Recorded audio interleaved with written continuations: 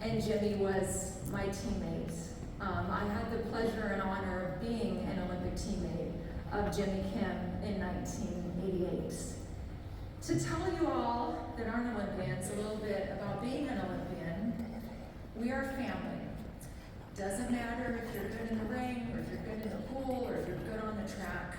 Once you're an Olympian, and you're family, and you're automatic friends. When I walked in and saw my fellow Olympians today, it feels like home to be with my friends.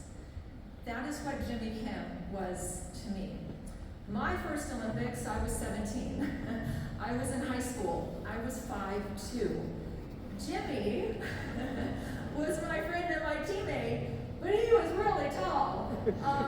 And Jimmy and I connected from the very first time we met, maybe because it was a little bit of the tall and the little, but we were teammates, and we were SoCal kids.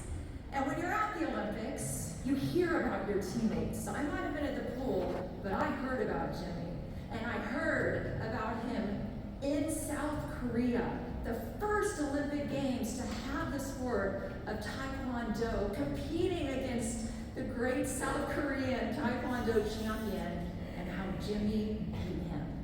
And I was proud of my friend, and I was proud of my teammate, and better yet, I got to come home to Southern California and see Jimmy all the time. Jimmy became my friend, bound by the Olympics, bound by our Olympic medals, but he was my friend.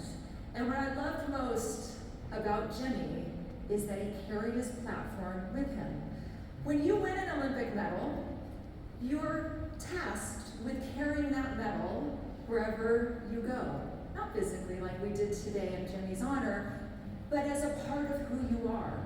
And sometimes Olympians do a great job of carrying that platform, and sometimes they don't.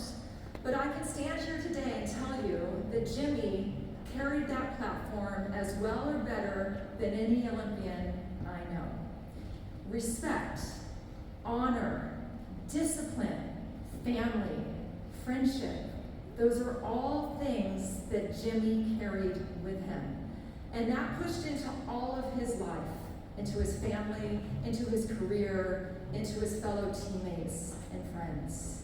I was proud to be a teammate and friend of Jimmy's, and I wanted to be like him and emulate him in carrying the honor of being an Olympian and all that comes with it to future generations. Fast forward many, many years after him being tall and me being little, how excited I was to find out his time hard work. My son learned the value of discipline. My son learned the value of paying it forward. Additionally, my daughter, who I tried to get with Master Kim to take some lessons, oddly she only wanted to swim, but she would come to the studio, and believe it or not, Master Kim would pull her aside and talk to her about these things. And she still talks about it today. So Master Kim, as my friend, as my teammate, and as my Olympic friend, also got to influence my family. So I saw Jimmy from every vantage point that I could, as a teammate, as an Olympian, and as a teacher for my young children, and as someone that will teach us all to carry those values with us as we progress through our lives. To Jimmy's family, I'm so sorry. We will miss him. I promise you we will keep the Olympic spirit alive, and I promise we will use that platform to continue his amazing, inspiring works for generations to come. Thank you very much.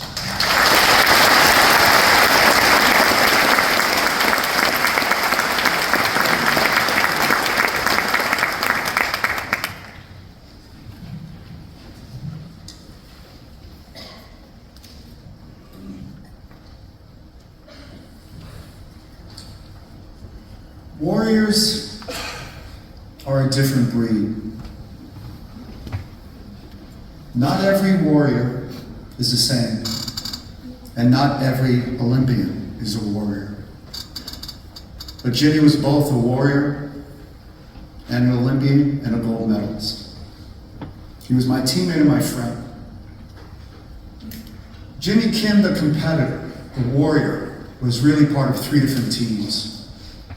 He was part of the 1985 team as a breakout star, where he won his first gold medal.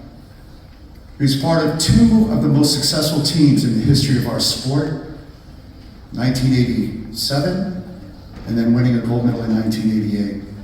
First American to win a gold medal as a male, first American to win a Pan Am gold medal, and a World Cup gold medal. He was a fierce warrior, but he was a gentle soul. Perhaps my friend and colleague who can't be here today was a teammate, Dr. Steve Kittner, said it best. We all knew that we were flawed when we were with Jimmy. He had none of our mostly needs, not by our successes, but by our defeats, of which he didn't have many.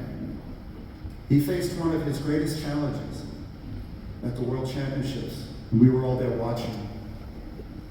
We had all taken part in that day, we had all done our best, and we were watching our teammate, who was our champion, who was our heavyweight, who was the best in the world.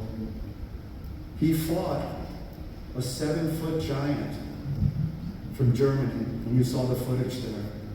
And he did his best, but he was unsuccessful.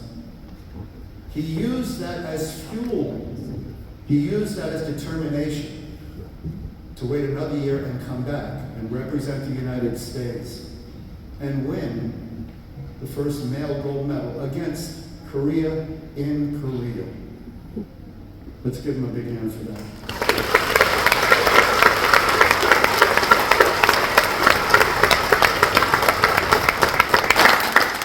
I would be remiss, I have many Jimmy Kim stories, and my coach is in the audience today, so I'll share just one, because I promised to keep it short, but it tells you much about Jimmy.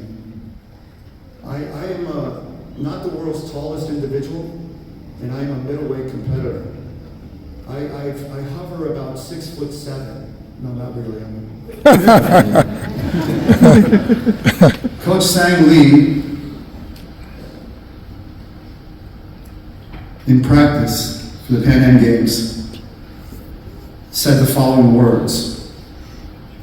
We're in a sparring session, and my teammate who's here tonight, Jay Ward, would usually be the partner for Jimmy because they were closer in size.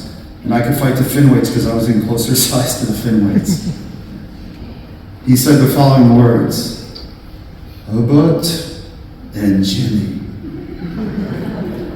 And my teammates, who I often gave a hard time, took great joy in this event. And my team captain took great joy in this event. And Master Sang Lee took enormous joy in this event. But I had been training in Korea, I had won a bunch of stuff, and I said, you know, I'm going to give it my best. And so I go in with Jimmy, and I'm sparring with Jimmy, and I'm like, hey, I'm doing pretty good. I'm countering, I'm doing all this stuff, and I'm looking at my teammates, and they're like, he's doing okay. And then Jimmy threw a round kick, and I decided to try to counter it with a round kick. The next moment, I'm sitting on the floor,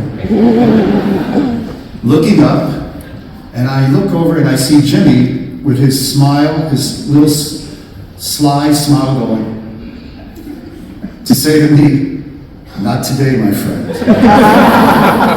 Jimmy Kim had hit me with his back hook kick, and he had hit me in such a way which demonstrated the true Jimmy Kim.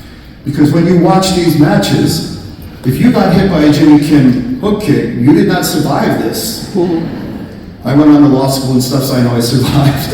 My brain wasn't damaged. He hit me with just enough control to bring into me the humility that I needed at the moment, and then a respect for the control that I needed at the moment.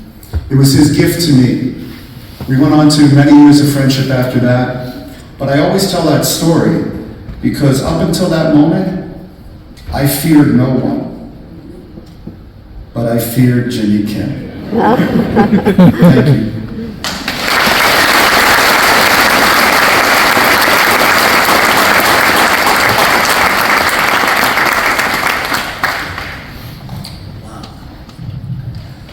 Hello, I've been Jimmy Kim's teammate for many years, including the 1988 Olympic Games. For those of you who's aspiring to be a champion, be like Jimmy. He's a true champion, both in and out of a match or competition. In 1988, we were training for the Olympic Games in Olympic Training Center in Colorado Springs. And one of the training session was King of the Mountain. The King of the Mountain is basically your teammates sit in a big ring, sit down and make a ring, and 2 person at a time come up, and you basically have a match. And for my luck, I drew Jimmy. Okay, he's 6'4". I'm 5'6" on a good day. 6'4", 225 pounds. I'm 128, about 28. So I am scared-less. Okay, all I can think about is, please do not move. You saw the video, right? See how strong and fast he was? So I'm just thinking to myself, please don't get knocked out, just survive. Okay, and I felt like a mouse being chased by a cat. I'm talking big cat. And middle of the week exchanging kicks, you know, I just close my eyes and pray. And I just lift my legs up and did a max kick. And I barely grazed his hair. I didn't even know I could kick that hard. And I'm thinking, oh shoot, here we go. Okay? You know, he's gonna knock me out for sure. But he came in with a big smile, gave me a big hug, and gave me a high five and said, good kick.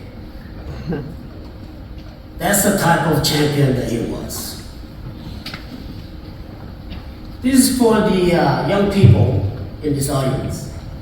I'm sure your parents, your grandparents have told you this many times. Be wise in choosing your friends.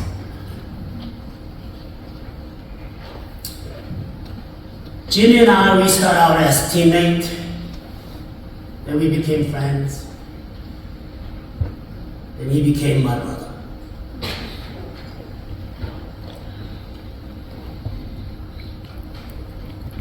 End of the day, the most important thing in our life is family and your friends.